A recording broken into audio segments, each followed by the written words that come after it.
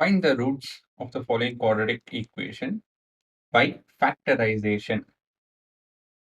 ಏನ್ ಗಿವನ್ ಮೊದಲು given ಬರ್ಕೊಳ್ಳೋಣ.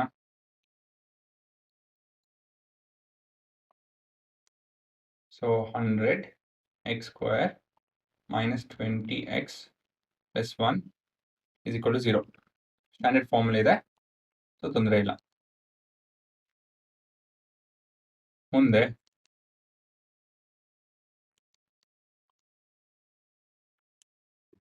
Identity, factorisation using identity. ಆಯ್ತಾ? ಯಾವ ಐಡೆಂಟಿಟಿ ಉಪಯೋಗಿಸ್ಬೋದು ಇಲ್ಲಿ? ಸೊ ಒಂದೇ ನಿಮಿಷ, ಹೆಡ್ಡಿಂಗ್ ಸರಿ ಇಲ್ಲ, ಫ್ಯಾಕ್ಟರೈಸೇಷನ್ ಅಂತ ಬರೀತೀನಿ. ಹುಡುಗರ ಟ್ರಿಕ್ ಏನಂತ ಹೇಳಿದ್ರೆ, ಇಲ್ಲಿ ನಾನು ಏನು ಹೇಳಿದ್ದು, ಫ್ಯಾಕ್ಟರೈಸೇಷನ್ ಯೂಸಿಂಗ್ ಐಡೆಂಟಿಟೀಸ್ ಉಪಯೋಗಿಸ್ಬೇಕು ಅಂತ ಹೇಳಿದ್ರೆ 100 1 ಈ ತರ ನಂಬರ್ ಬಂದಾಗ ಅದನ್ನ 10 ಸ್ಕ್ವೇರ್ x ಸ್ಕ್ವೇರ್ ಅಂತ ಬರೀರಿ, 1 ನ 1 ಸ್ಕ್ವೇರ್ ಅಂತ ಬರೀರಿ, ಇಸ್ ಈಕ್ವಲ್ ಟು 0. ಮಧ್ಯ ಟರ್ಮ್ ನ 2 ಇಂಟು 10x ಇಂಟು 1 ಅಲ್ವಾ? So 10x the whole square minus 2 into 10x into 1 plus 1 square is equal to 0. So ಯಾವ ಐಡೆಂಟಿಟಿ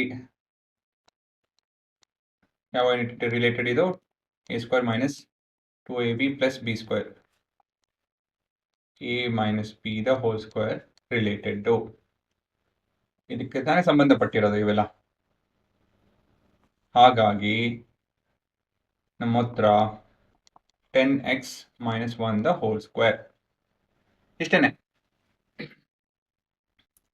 ಇದು ನಮ್ಮ ಫ್ಯಾಕ್ಟರೈಸೇಷನ್ ಯೂಸಿಂಗ್ ಐಡೆಂಟಿಟೀಸ್. ಇದು ಸ್ಪ್ಲಿಟಿಂಗ್ ದ ಮಿಡಲ್ ಟರ್ಮ್ ಅಲ್ಲ, ಯೂಸಿಂಗ್ ಐಡೆಂಟಿಟಿ. ಆಯ್ತಾ? ಯಾವತ್ತಿದ್ರೂ ನೋಡಿ ಕೋಎಫಿಷಿಯಂಟ್ಸ್ ನೋಡಿ, ಇದು ಸ್ಕ್ವೇರ್ ನಂಬರು, ಇದು ಸ್ಕ್ವೇರ್ ನಂಬರ್ ಇತ್ತು ಅಂತ ಹೇಳಿದ್ರೆ ಅದ ಒಂದು a ಮೈನಸ್ ಬಿ ಇಲ್ಲಾಂದ್ರೆ a ಪ್ಲಸ್ ಬಿ ಯಾವ್ದಾರ ಒಂದು ಐಡೆಂಟಿಟಿ ರಿಲೇಟೆಡ್ ಆಗಿದ್ದೇ ಇರುತ್ತೆ. ಸೊ ರಿಲೇಟ್ ಆಗಿತ್ತು ಅಂತ ಗೊತ್ತಾಗಿದ್ದ ತಕ್ಷಣ ಈ ತರ ಒಂದೆರಡು ಸ್ಟೆಪ್ ಬರೆದು ಫಾರ್ಮುಲಾ ಬರೆದು ಕೊನೆಗೆ ಉತ್ತರ ಬರೀರಿ. ಫ್ಯಾಕ್ಟರೈಸೇಷನ್ ಆಗಿದೆ, ಇವಾಗ ಏನಿದ್ರು ಝೀರೋಸ್ ಕಂಡುಹಿಡಿಬೇಕು. ಹೇಗೆ ಕಂಡುಹಿಡಿತೀರಾ? 10x minus 1 is equal to 0 ಅಂತ ಬರ್ಕೊಳ್ಳಿ. 10x is equal to 1 ಆಗುತ್ತೆ, x is equal to 1 by 10. ಕೊನೆಯದಾಗಿ ಸಮ್ಮರೈಸ್ ಮಾಡಿ, alpha is equal to 1 by 10, beta ಕೂಡ 1 by 10. ಏನಕ್ಕೆ ಅಂತ ಹೇಳಿದ್ರೆ ಸ್ಕ್ವೇರ್ ಇದೆಯಲ್ಲ, ಹಾಗಾಗಿ 10x minus 1 into 10x minus 1 ಆಗುತ್ತೆ. ಸೊ ಹಾಗಾಗಿ ಇವೆರಡು 0 ಒಂದೇ ವ್ಯಾಲ್ಯೂ ಅಲ್ವಾ? ಇವೆರಡು 0 ಒಂದೇ value. Alpha and beta are 1 by 10. So pass ನೋಡೋರು ನೋಡ್ಬೋದು. ಮತ್ತೊಂದು ವಿಷಯ, ಇದು ನಿಮ್ಮ normal splitting the middle term ಅಲ್ಲೂ ಕೂಡ ಮಾಡ್ಬೋದು, ಸರಿನಾ? ಅದು ಕೂಡ ಮಾಡ್ಬೋದು. ಬಟ್ ಏನಂತ ಹೇಳಿದ್ರೆ ಈ ತರ 100 1 16 ಅಲ್ವಾ 25 ಆ ಥರ ಎಲ್ಲ ಬಂದಾಗ ಐಡೆಂಟಿಟಿ ಉಪಯೋಗಿಸಿ ಅಂತ ಹೇಳಿ ನಾನು ಹೇಳ್ಕೊಡ್ತಾ ಇರೋದು.